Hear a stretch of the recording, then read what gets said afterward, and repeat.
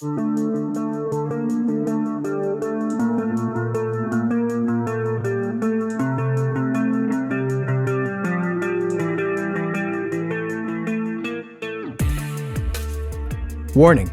this episode contains what some people may consider profanity and graphic descriptions of certain crimes, including crimes of a sexual nature. Please be advised.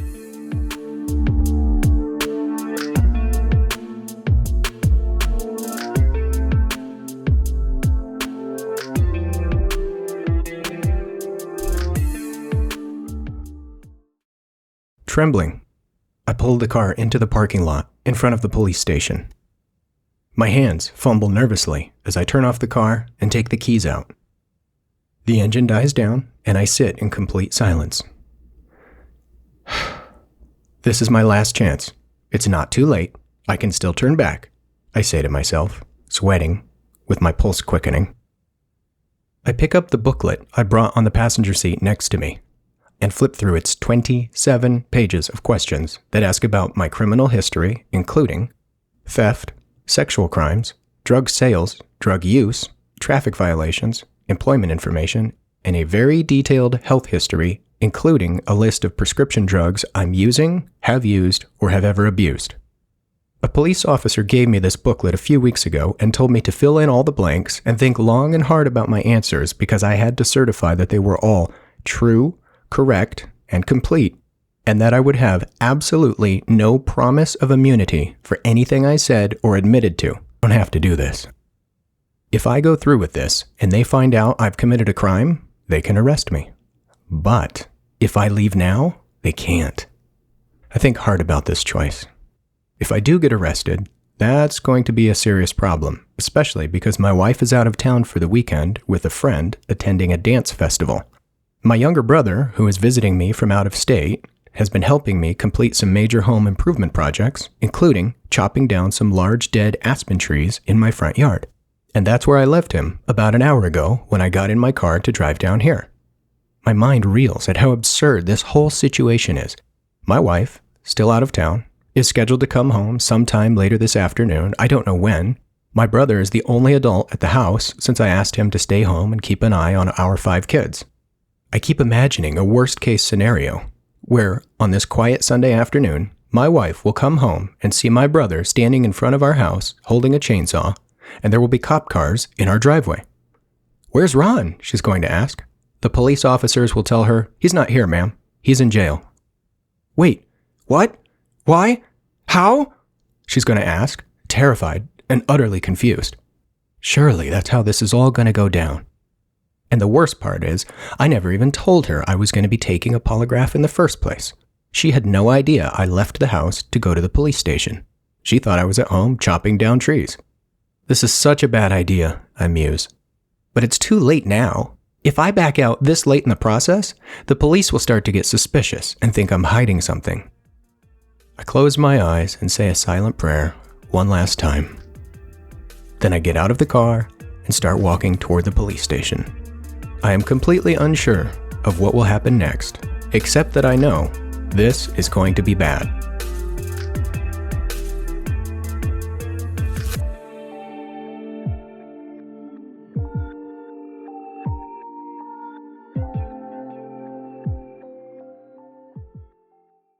Okay, so let me rewind. You may be wondering how and why I found myself driving voluntarily to a police station downtown and signing up to take a lie detector or polygraph test on a random Sunday afternoon. The reason is far simpler than it sounds. I'm a big fan of volunteering and participating where I can to help make the communities I live in a better place. I'm also a big fan of learning exactly who it is that does all the hard work behind the scenes in a community that most people don't really think about on a daily basis. So when I was working in downtown Colorado Springs, Colorado, and got to see firsthand how crime, theft, drug use, panhandling, and homelessness were affecting not just our city in a big way, but also the office building where I worked, I wondered what the root cause of it all was. Why were there so many people sleeping under bridges, and who enforces the law in such a seemingly lawless environment? That one time someone took a huge rock and smashed out our glass window to steal a computer? Who is it that follows up on crimes like that? Or even better, how can we prevent crimes like that from happening in the first place? The city had recently announced that they were going to install several surveillance cameras all over downtown to watch for crimes in progress and provide video footage to follow up on crimes committed after the fact. They claimed to be especially concerned with the threat of drug deals going down in the park that had a playground right in the heart of downtown. So I reached out to the city to find out how I could help or get involved somehow. How could I make my neighborhood a better place? I was told about a program designed for people just like me, a police department citizens academy, where interested citizens like myself could learn more about how the police department works, who's in charge, and what the needs in our community are. This was extremely interesting to me. I signed up for it right away. And I must say, the Citizens Academy was everything I had hoped for and more. I got to meet our local bomb squad, the tactical enforcement unit, basically a SWAT team, the dogs in the K9 unit, the folks who run the fingerprinting lab, the officers who specialize in dealing with drunk drivers, and a whole lot more. The program was 11 weeks long and was fascinating, eye-opening, and even fun. One evening, I was locked in a padded cell where people who are arrested for drunk driving are put if they become violent. I got to hold a sniper rifle, an actual sniper rifle, that had been used to kill a madman who was holding up hostages in a medical facility just a few months earlier. When the program was over, the police chief told us that if we wanted to get involved in helping make our community even better and safer, we could join the CAPS program. CAPS, C-A-P-S, stands for Community Advancing Public Safety, and it's a civilian volunteer group that assists both the police department and fire department in public outreach and performing critical duties where the department is short on manpower. So, of course, I jumped at the chance. Why not? It was the next logical step. I had a great time learning about the police department in the Citizens Academy, and I cared about helping out with public safety wherever I could. I wanted to help the people who help make my city a better place. I carefully looked over the list of openings they had for volunteers and was told I should see if any of the positions they had caught my eye. None of them really did, except one: monitoring the surveillance cameras downtown. Bingo! That made perfect sense. That was literally the thing that had piqued my interest in the police department in the first place. This was something relevant to me, my work, and the crimes that were happening in front of or around my office. So I applied for that. I felt like I would be a good fit. I had already gone through the Citizens Academy, so the police department already knew who I was. I had already undergone a background check. I was already familiar with the inner workings of the department, and this was an aspect of law enforcement and community policing that affected me directly. So I filled out a CAPS application and started taking the next steps, which included passing another background check, getting fingerprinted, completing a phone interview, and completing another in-person interview. When I had gotten most of the way through the process, the volunteer coordinator told me one day, "Oh, you know what? We don't actually need anybody for the downtown cameras, but we do have an opening in financial crimes. Are you interested in that?" No, I wasn't interested in that. That sounded boring, and I said so. "Well," she said, "you're this far through the process. Why don't you just apply for that opening anyway? So you can get approved as a volunteer, and you can try it out, and if you don't like it, maybe you can switch to the thing you want to do later." Okay, that sounded reasonable. Pass all the tests so I can take my pick of whatever position they have when they open up? Sure, I said yes. I finished the application process and the interview, and that's when she dropped the bomb. "Oh, by the way, for the financial crimes role, you're going to need to take a polygraph exam." When I heard that, I felt my stomach slide all the way down my abdomen, down through my pant legs, and ooze onto the floor. I was instantly sick. But what could I do now? I felt stuck. If I said I didn't want to go through with it, it would have seemed like I wasn't serious, or I had just been wasting their time. Worse, my mind started to wander, and I thought, if I refuse now, maybe they'll start to think I was trying to gain access to the police department for nefarious reasons, or that I have something to hide. I wondered if this was their way of secretly catching criminals, luring them in with the promise of gaining access to the secret, confidential inner workings of a police department, then, surprise, make them take a polygraph and confess to their crimes. What a brilliant idea. But now, I was panicking at the last minute because I found out there was a polygraph test involved. To back out now would seem extremely suspicious. Or at least that's how I felt. So I agreed to go through with it. And then I went home in terror and panicked.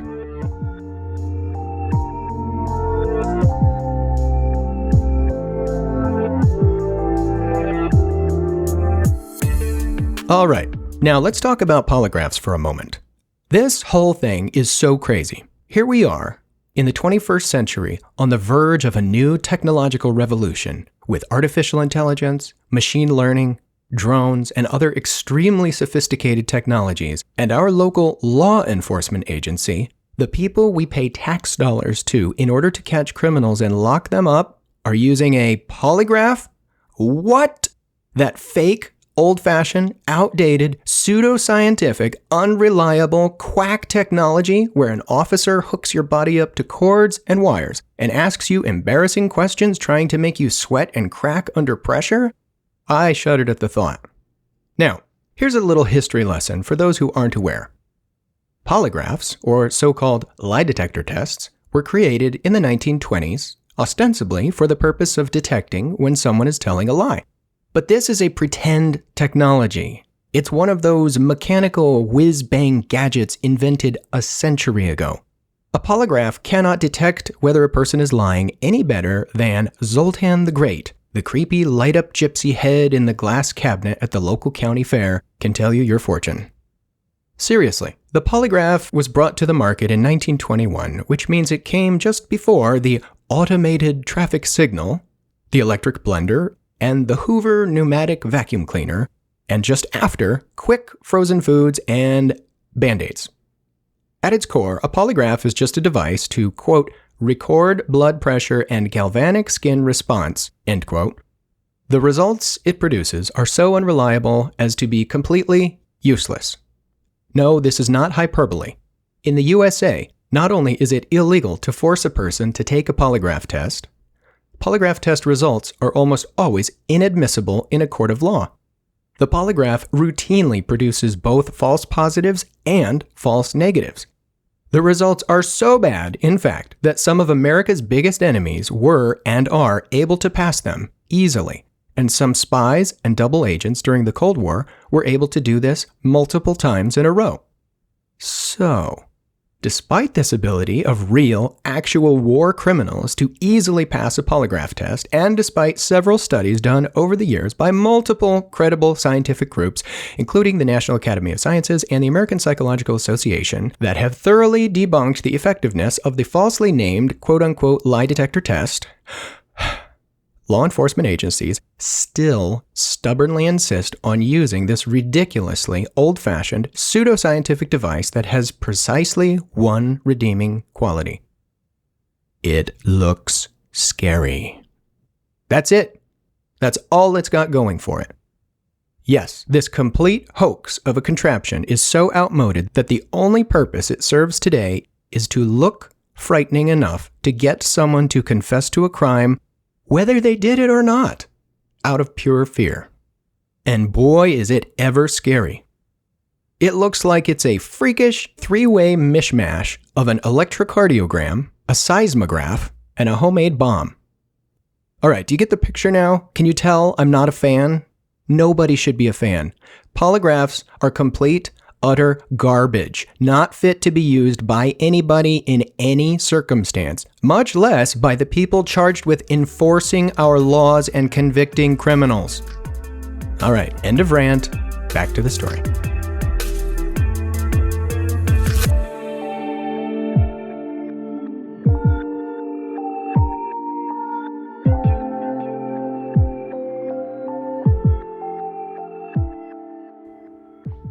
So here I was, facing the terrifying prospect of having to take a polygraph test, supposedly of my own will, for an unpaid volunteer position I didn't ask for in a financial crimes unit I didn't care about. How was this happening? I was frightened, but I felt stuck. I was insulted when the volunteer coordinator asked me, "When do you want to schedule your polygraph?" What? Oh man, I don't want to do this. But I picked something like 4 or 5 weeks out in the future, thinking I'd postpone something this awful for as long as I could. And that was a big mistake. Because for the next 4 or 5 weeks, I was filled with a secret, miserable dread. My mind started playing tricks on me. Quietly, I moderated a debate within my own head. What if I just call them and cancel the polygraph and tell them I don't want to volunteer anymore? It's not like I'm getting paid anyway. No. If the police find out I'm trying to avoid a lie detector test, they'll think I'm trying to hide something. But wait, what am I thinking? I don't have anything to hide. No, of course not. Then why am I so afraid of this? I don't know. What do I do? Help! For weeks, I lost sleep, lying awake for hours at night, tossing and turning, terrified of the awful day to come. Now, as I mentioned before, I never told my wife. Why would I? She never keeps tabs on my day-to-day activities, and she didn't need to know all the steps I had to take in order to become a volunteer with the police department. Or did she? I was so conflicted. How would I tell her anyway? Just come out and say it? So, honey, by the way, you know how I said I'm going to be a police volunteer? I have to go down to the station and take a polygraph test. That would make her totally freak out. This awful argument raged quietly inside of me. On and on it went. What if the police discover something from my past? What if I've broken the law somehow, maybe even without me knowing, and they decide to arrest me? What if I've committed a crime that I just forgot about and I won't remember until I'm wired up to the machine being interrogated? If I get arrested, what will I do with the kids? How will my brother know what to do since my wife will be out of town? The day drew near, and I started panicking. I got on the internet and started doing some desperate searches. How to pass a lie detector test, how to beat a polygraph, and so on. After a few clicks, though, I had an even worse thought. What if, by reading these articles and learning how to beat a polygraph, it would actually make me look even more guilty? What if these websites were actually government propaganda created by police departments and were filled with fake advice to try to make people fail polygraph tests? Just when I started circling the drain, my hyperactive conscience gained the upper hand. I decided, no, I'd rather fail a polygraph honestly than get caught trying to cheat the system. That would be worse.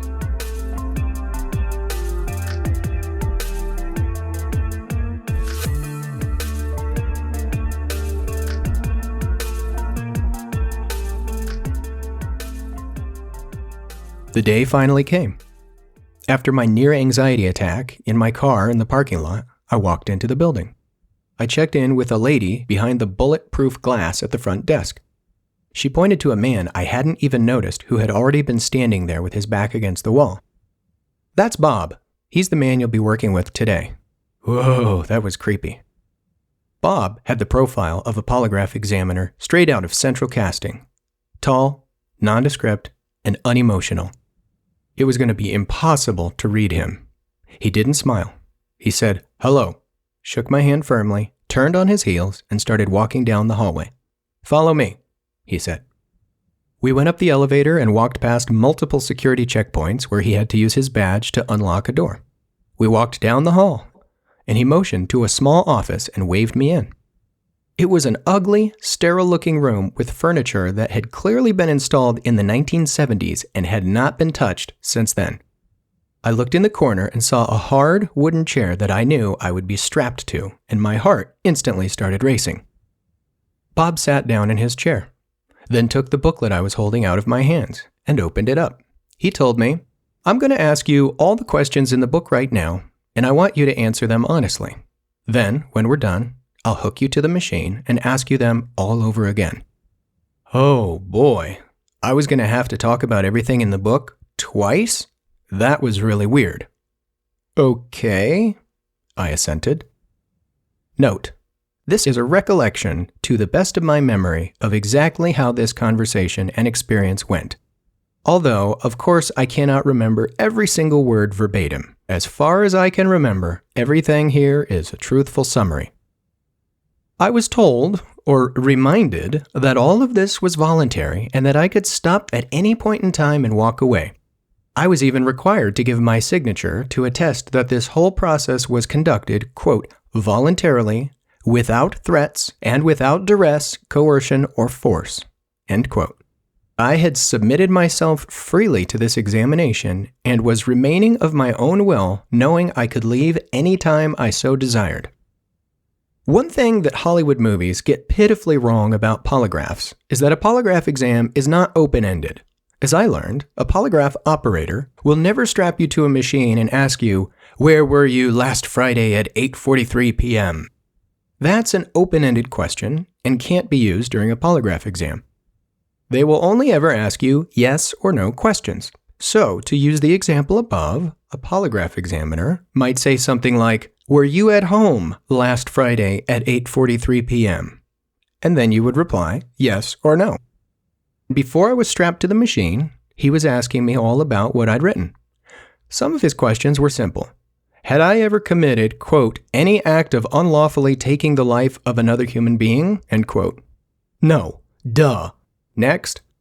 Had I ever committed any act of exposing my anus or genitals in public to sexually arouse or gratify myself or another person? What?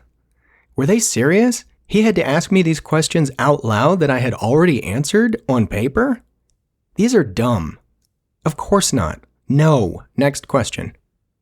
But then they started getting a little bit weird and became harder to answer. Had I ever committed, quote, "any act involving hurting, harming, abusing, striking, or injuring any person under the age of 15 years?" End quote. Well, time out. I had a question about that one. Excuse me, sir. How do you define that? How do I answer the question, had I ever committed any act that ever involved injuring a person under the age of 15 years? Of course I had, back when I was under the age of 15 years myself. What teenage boy hadn't gotten in a scuffle with another teenage boy at some point? I told Bob I needed help answering this question. It was one of a few where I had left the answers blank when I filled it out because I didn't know how to answer it. And that's when this pseudoscientific ritual became the theater of the absurd. Okay, Bob, I have a question about that one. Are you asking me if I, as an adult, have injured a child under the age of 15? Or as a child? His response was insulting, unhelpful, and condescending. Well, what does it say? Does it say, as an adult? I guess not. So then what is your question? Wait. So you're telling me that I have to admit to you under oath that I am guilty of hurting, harming, abusing, striking, or injuring a person under the age of 15 years, even if I was under the age of 15 years myself? Well, I don't know, Bob said. Why are you asking? Have you actually done that? Yes. I can think of at least one fist fight I got in with another boy my age in my neighborhood when I was probably 11 years old. Well then, Bob said. Doesn't that answer your question? No, I don't think so. What are you saying? Are you saying I should say yes to this question? Well, did you? He asked. Did I what? Punch an 11-year-old boy when he punched me when I was also an 11-year-old boy? Yes, I just told you that. Well, why are you asking me? You have to be truthful and answer the question honestly.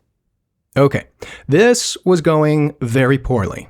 I knew I was going to regret coming in today, but I had no idea that it would be for such pitifully stupid and pedantic reasons. Okay, thinking to myself, I guess I have to say yes to that question though, but it's clearly a stupid question asked as stupidly as possible. Nobody in real life is going to hold it against me that I got into a fist fight with a peer when I was a preteen. This was so crazy. He insisted I fill out the booklet exactly as written. So after marking that section with a yes, admitting to this evil deed, I then had to elaborate in the explanation section below the questions.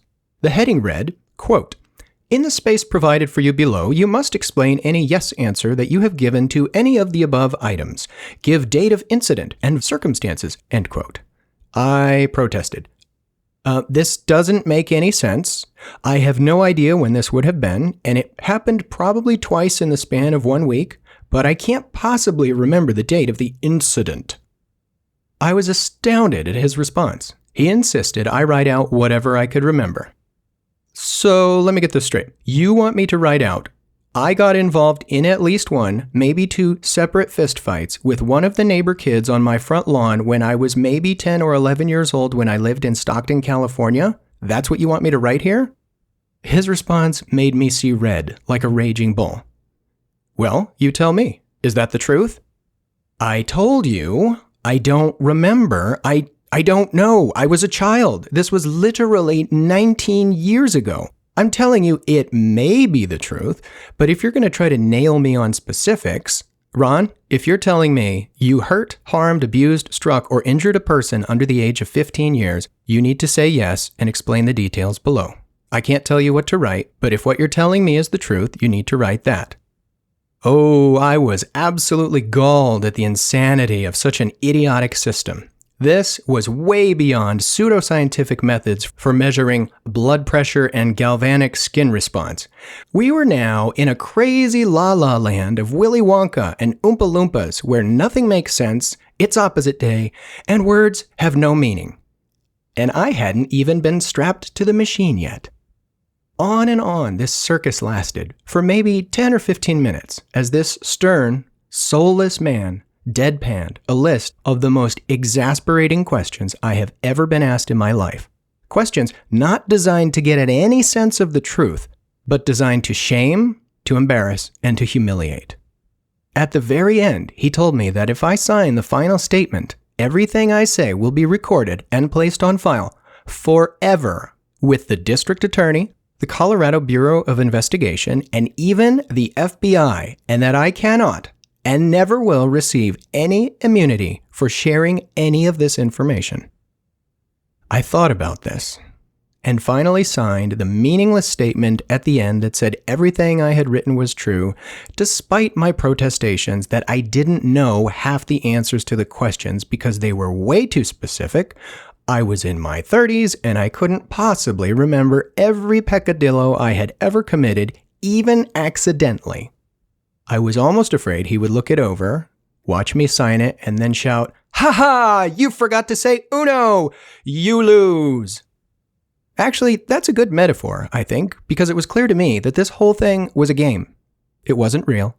None of this was real. And none of this had anything to do with preventing crime or protecting the public virtue of a volunteer program. By the time I filled out that stupid booklet, it had multiple inane explanations like, I may or may not have stolen up to $5 or $10 worth of pens, paper clips, envelopes, or Post-it notes from my employer unknowingly over the past 5 or 6 years, but I'm not sure, and I didn't do it intentionally if I did. I had completely given up. I was already done, and technically, we hadn't even started. With my final signature on the very last page, signing my life away, it was now time to sit in the hot seat. As he put the band around my chest and the wires on my fingers, he reminded me, mockingly it seemed, "Don't forget, you're doing this of your own free will, and you can leave anytime you so desire." But that's part of the mindfuck that a polygraph is. They say, you can walk away now or at any time during the polygraph. All you have to do is say, stop, and I'll unhook you, and it will be done, and you can leave this office. Do you understand? It's very weird. You have to verbally assent to this and agree that you know that you can leave whenever you want. But it's a mind game. The fact that they keep saying this over and over throughout the exam makes you think the thing is all a ruse. And if you leave, they're going to say, "Aha, we knew you were guilty this whole time. Seize him," and arrest you for somehow committing perjury or acting guilty as though that's enough probable cause to arrest you. I was stuck. I had gotten this far, so surely if I walked away now, 2 things would happen. I wouldn't be able to volunteer like I had originally intended, and they would know I was hiding something. They would have to know. I sat down in the hard, painful wooden chair. He strapped me into the old-fashioned time machine, and questions began.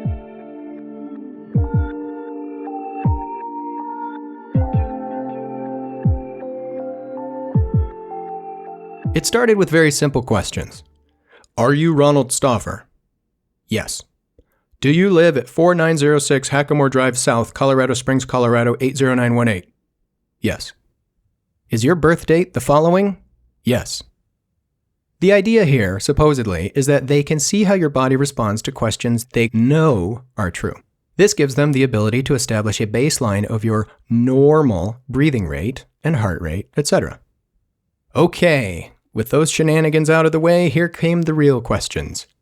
Have you ever used marijuana in any form? No. Have you ever been married to two persons at the same time? Giggling. Well, I wasn't really giggling. I was extremely uncomfortable, but it was hard not to giggle. No. Have you ever used marijuana in any form? No? Now I'm getting irritated. Why is this question being asked again? I already answered it. Do you own a sawed-off shotgun? No. Have you ever sexually assaulted another person? No. Have you ever used marijuana in any form? No. Now I'm wondering why on earth he keeps asking me this question. Did he think I was lying? Am I failing this polygraph? Have you ever committed incest? No. Have you ever used marijuana in any form? No. Now I'm getting angry. Some of the questions are easy and I breeze past them, but most of them are stupid. Seriously, who owns a sawed-off shotgun? Why would I possess child pornography? What kind of person has ever, quote, forced a person by threat or physical force to commit an act of prostitution, end quote? And why would somebody who has engaged in a criminal enterprise which seeks to further murder, arson, robbery, burglary, theft, kidnapping, aggravated assault, etc., actually want to go through this process? No, no, no, no, no. No to everything. No to all these questions. I understand the need to ask these questions, kind of. Polygraph or not, I guess you could say the police department is doing their due diligence. That makes sense. But about 2 or 3 minutes in, I started getting very angry at Bob for asking the same question over and over and over about marijuana. Here's the thing. I have never used marijuana. Not in any form, ever, even once in my life.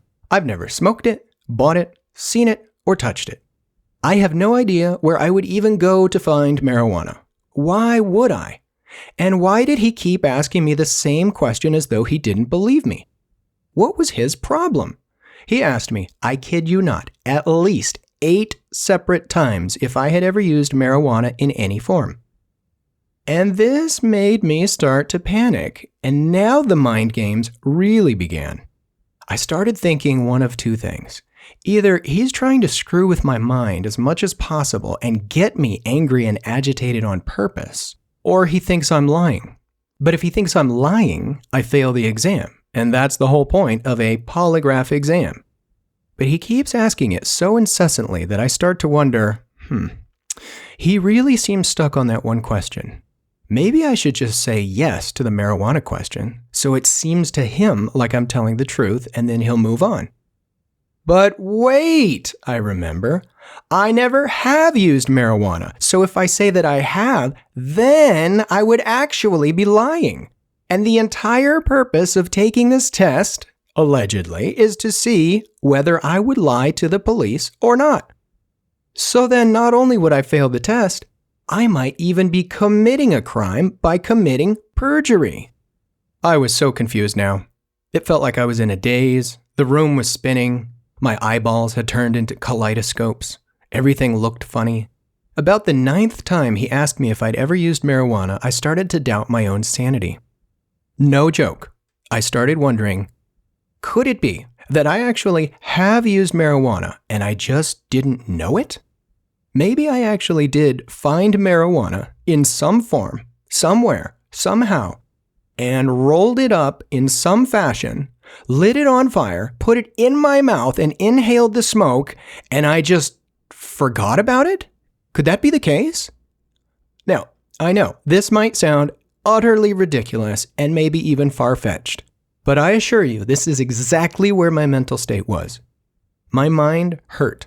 The floor was giving way under me. Like a whirling dervish, everything was spinning, and I started to feel motion sick. I got so queasy I looked in front of me and saw a door stopper on the wall and fixated my eyes on that and told myself, just keep looking at that and you won't throw up. I was staring at this rubber doorstop when he asked me if I was associated with an organized crime ring and had ever tried to volunteer with the police department in order to spy on them. By this point, I didn't know anything anymore. I didn't know who I was or where I was. As far as I knew, yes, maybe the reason I was in this room today was because the mafia had sent me to pretend to apply as a volunteer with the Colorado Springs Police Department to infiltrate their ranks so we could commit crimes. I know these are crazy thoughts. I knew they were crazy thoughts, but I was almost insane. I didn't know anybody in the mafia. I lived in Colorado Springs, the most boring city on planet Earth. I'm just a guy with a wife and 5 kids who came to the Police Citizens Academy and wanted to volunteer to watch the downtown security cameras to keep an eye on the vandalism and public urination that happened at my office building where I worked for a construction company. That was it. Was this real life? Was this a dream? Was I dying? All these crazy thoughts were zooming in and out of my head, making me seasick with the commotion. But just when I thought it couldn't get worse, the examiner got nasty and made it personal. I was caught up in a vortex of uncertainty and confusion already when I heard him tell me, "Sit up straight." "Yes, sir," I said. Then he asked the strangest question. "Why are you breathing like that?" "Huh?" I answered, like what? I'm just breathing normally. This is just how I breathe." He replied, very accusingly, "No, it isn't. Nobody breathes like that normally, Ron." Ooh, that was it. I was out. I was done. I was done before I walked into this stupid room and filled out their stupid paperwork and sat in this stupid chair and answered all these stupid questions. This was just adding insult to injury, and it was totally uncalled for. One could argue for the need for all these questions he had asked up until this point, but now he crossed the line. He was coming as close as possible to calling me a liar without using those words. Think about this. A police officer was essentially accusing me of lying to him. That's committing perjury. I wanted to leave, but I wasn't going to. Even though he had reminded me several times throughout this process that I had submitted myself freely to this examination and remained of my own free will, knowing I could leave any time I so desired, blah, blah, blah, blah, blah, blah, blah. I was not going to. I was going to see this out. And then I was never, ever going to help the police ever again as long as I lived. This was not justice. This was not law enforcement. This was pure farce. Kabuki theater designed to intimidate, frighten, and harass law-abiding citizens who, in good faith, volunteered their time freely to help crack down on crime and assist their local police force. That's who I was, and that's what my intention was before. But now, no longer. After a few more rounds of questioning, including, "Have you ever used marijuana in any form?" and accusing me of breathing weirdly, extremely abruptly, he told me, "All right, that's it. You're done. Thank you for your time." Shocked, I asked him to confirm. "We're done already? You mean I can leave?" "Yes," he said, and instructed me on how to remove all the monitoring gear from my fingers and my chest. I was shocked and started unhooking the blood pressure cuff, thinking, wow, I must have failed. He only asked me about 10 different questions, and I saw at least 36 questions in the booklet. What did I do wrong, I wondered. He must have thought that because of the way I was breathing, I was lying to him about marijuana. But that's so bizarre because I've never used marijuana and I don't know anything about it. Why did he keep harping on that stupid marijuana question over and over and over? What was the deal with that? He took the booklet from off the table and said, "I'll take this. We're done here. Have a nice day." My stomach burbled with a nervous acid stew. I had no idea what to think. It had started so poorly and ended so abruptly. He didn't go into any of the questions that I thought were serious, and he spent most of the time asking me about dumb things like sawed-off shotguns, pornography, incest, and marijuana. I left, by myself, shaking and all alone. Retracing the steps we had taken to get there, I didn't need any of the security badges to leave the building. I just walked out, with no escort, and absolutely no idea on earth what I had just participated in, and whether I was actually free to go, or if they were playing yet another game with me. I was the only person I knew of who had ever taken a polygraph test, and now I was pretty convinced I had failed one. And in the dumbest twist of fate possible, I had done it all voluntarily. Why, I wondered, why did I do this? This will go down as one of the stupidest things I've ever done in my life. I timidly got back in the car, fired up the engine, and slowly drove out of the parking lot. I drove exactly the speed limit all the way home in perfect silence. I was half expecting that when I pulled up to the house, there would be cop cars there with police officers ready to arrest me for committing perjury and somehow failing a polygraph. But I couldn't get past the fact that I had told the truth. How could I possibly fail a lie detector test by not lying? I got home and nervously parked in my driveway. Phew, no police cars. My wife wasn't home either. That was good. Now I could pretend this whole thing never happened at all. My brother asked, "How'd it go?" And I said, "Oh, it's fine. I don't want to talk about it."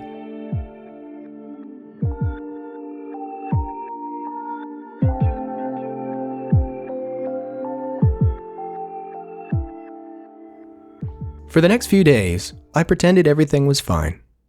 Except there was that nagging fact that kept me awake at night for a few weeks, thinking about how the police department, district attorney, attorney general, Colorado Bureau of Investigations, and now the FBI had access to my written confession of being in not one, but 2 fistfights with the neighborhood kid when I was maybe 11 years old, and how I may have, or may not have, accidentally stolen a few dollars worth of pens and Post-it notes from my employer. Did they care? I had no idea. Would they come find me and arrest me when I was out with my family? I didn't know. Were my skirmish with a childhood peer and a few dollars of paper and pens a crime? Was it a crime to fail a polygraph test? I don't know. I didn't know about any of that. A few weeks of even more heartache, sick stomach, and lost sleep passed. Then, one day, my cell phone rang. "Restricted," said the caller ID. Normally, I wouldn't answer a call like that, but I did, fearing it might be the police. I heard a woman's voice on the other end. "Hello, Ron? This is so-and-so from the Colorado Springs Police Department." All the air left my lungs. She paused for an uncomfortably long time. "So, you passed your polygraph exam. When do you want to come pick up your volunteer badge?" I don't remember anything about what she or I said after that. I know that I went and picked up my badge at the police station a week or 2 later, held on to it for a few weeks, and then, after never volunteering in any capacity, stuffed it into an envelope and mailed it back to the police department and said, "I resign. Please cancel me as a volunteer and take me off your list." A while later, they sent me a survey asking me about how my application process went so they could improve the volunteer program. Oh boy, I could have written about 14 pages worth of notes, but I didn't. I just politely told them, in the most respectful way I knew how, that this experience I went through was miserable, insulting, offensive, and only serves to further drive a wedge between the community and its law enforcement officers. I regret getting involved at all, and I wish I had never signed up in the first place. And now I'm even more fearful because I know that you and/or the Colorado Bureau of Investigations and/or the Federal Bureau of Investigations is going to read this feedback, and you might hold it against me in the future if I ever try to run for public office or apply for a security clearance. I wish it weren't that way, but I fear that it is. To be clear, if a crime happens, I will call 911. And I'm very glad that there are people who are willing to take that call and dispatch police officers to help me. I respect law enforcement. I respect the law. I have friends who are police officers. I nearly became a police officer when I was younger. But I do not respect the way I was treated, the unscientific and insulting approach the police department used, and I now lament how such an idiotic process turned me from being a passionate advocate for crime-free communities and a fan of law enforcement who was willing to volunteer my time for free to help my local police department into someone who will never trust law enforcement ever again. I feel this is a shame, and it didn't have to be that way. It's all their fault, and I think it's their loss. And that, ladies and gentlemen, is the first and last time I ever volunteered for a police department. and I will never, ever submit to another polygraph exam for as long as I live. Thanks for listening.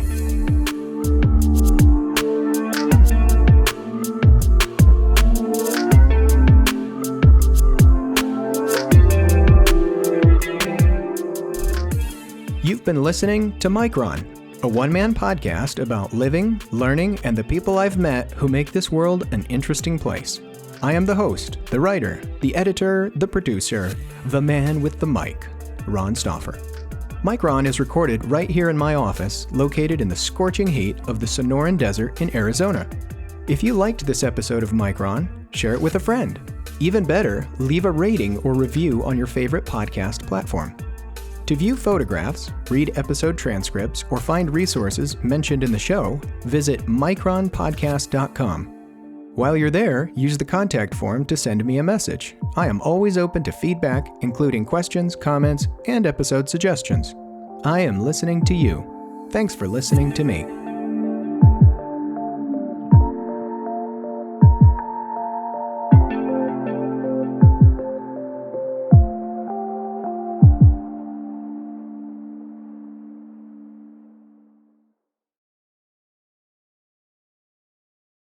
By the way, on a side note, you know how you sometimes hear about people admitting to crimes that they didn't actually commit? I had always wondered about that. Why on earth would you admit to committing a crime that you knew you weren't guilty of? Let me tell you why. Having sat in that hot seat being interrogated by a police officer, I would have admitted to anything. Did I assist in the assassination of John F. Kennedy in the 1960s, even though I was born in 1985? Yes, absolutely I did. Now can I get out of this chair? Am I a Russian spy? Yes, even though I've never been to Russia, and I don't speak Russian, and I don't know how to be a spy. Do I have stolen nuclear secrets? Yes, come to my house, you'll find them there. Who cares? I'll say yes to anything. Make it stop. This experience completely changed my views on interrogation, torture, enhanced interrogation, whatever you want to call it. I can very easily see why somebody would say, yes, I did murder that person, even though they know in their head they don't even know who that person is. I can understand admitting to almost anything on earth as long as it makes them stop asking you those questions. And honestly, I'd like to see polygraphs become illegal for everybody, everywhere, always.